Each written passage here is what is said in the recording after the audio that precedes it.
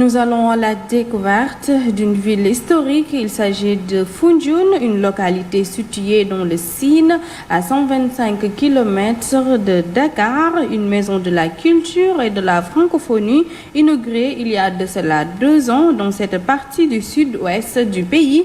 La maison est fréquentée par les élèves, les professeurs et même les enfants talibés. L'équipe de la RDV est allée à la découverte de la maison de la culture et de la francophonie à Foundiougne. Reportage.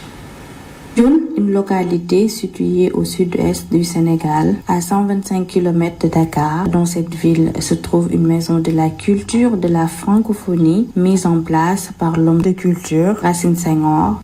Moi, je suis né dans une bibliothèque. Mon père était un grand lecteur. Je m'intéresse à tout ce qui est livre, à tout ce qui est culture.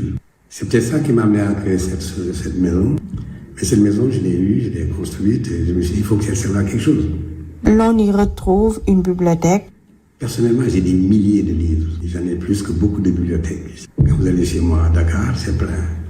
À la maison à Kaolack, c'est plein de livres. Donc, ce sont des livres et une maison qui ne servait à rien. Et le jour où j'ai commencé à d'amener des livres, les gens ont commencé à offrir des livres au centre.